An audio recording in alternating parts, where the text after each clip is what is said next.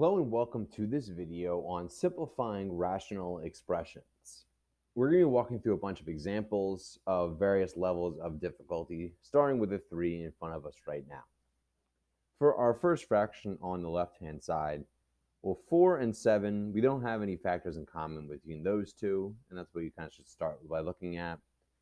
But then the x is on the top, and there's no x on the bottom, so the only common factors that are on the top and bottom is y. So I'd be able to kind of cross out one of my y's and get rid of this 2. So it's kind of like we have 2 of the y's next to each other on the top and then 1 at the bottom. So the simplified version of that would just be 4xy divided by 7. Number 2, we have addition and subtraction separating those. So those have to stay together. And we basically have one factor on the top and the bottom with nothing we can do to it. So that one is actually completely done. That one is completely simplified. The last one, we have some factoring to do. So since we have a 1 in front of our x squared here, we're just looking for numbers that add up to -3 and multiply to -4. So those numbers are -4 and a +1.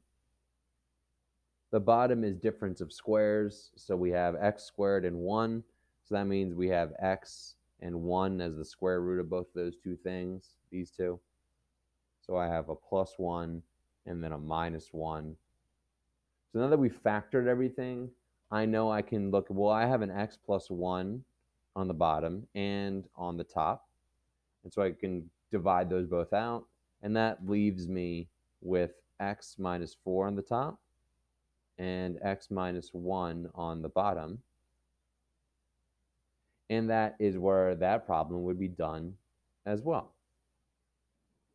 You can see how different these three are within the same topic of simplifying rational expression. Moving to our second page of examples. So now we have on the left-hand side, kind of we're going one step up in difficulty here.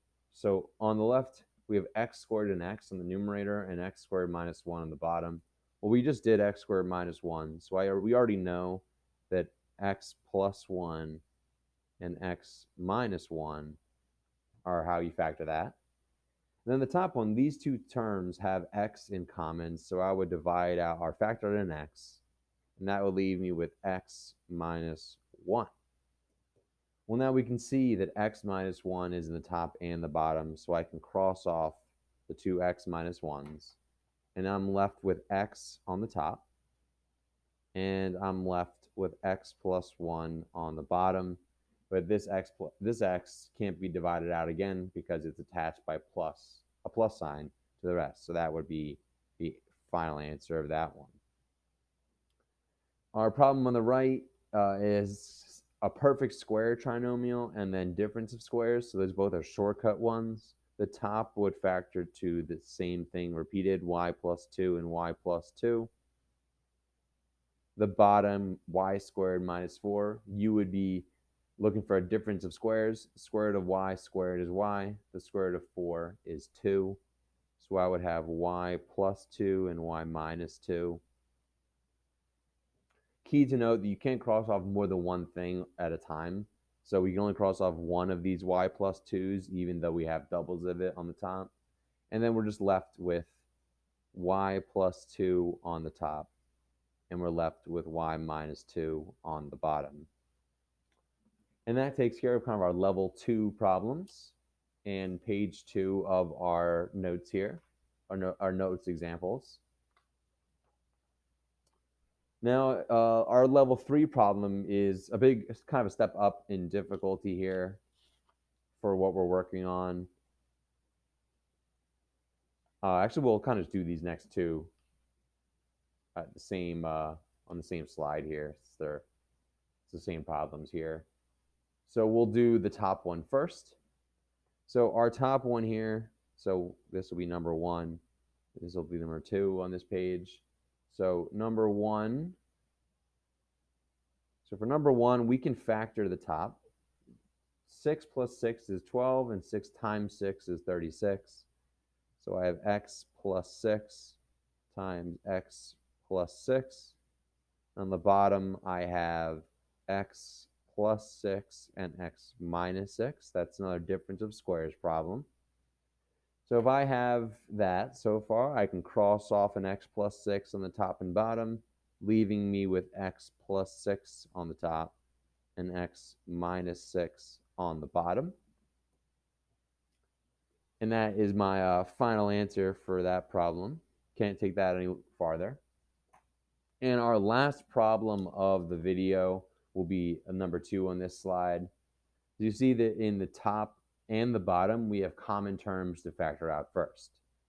So that's what I want to do to begin with. I would take out an x from every term on the top. And I have that right there. And then do the same thing for the bottom, where I would have x squared minus 9. And then I'm just going to factor the parts that I have in parentheses even more. So that would then be x plus 3, x plus 3. And then I have x times x plus 3 and x minus 3. And I have that set up right there so that I can divide out all the common terms, x and x. I have an x plus 3 and an x plus 3. So now I have x plus 3 over x minus 3. And that is the answer to our last problem of the video. Yep, the last problem. So make sure you are pausing and writing down these examples for your notes, getting them all written down for your to use for your studying later on. And we will end the video there. Thank you for watching.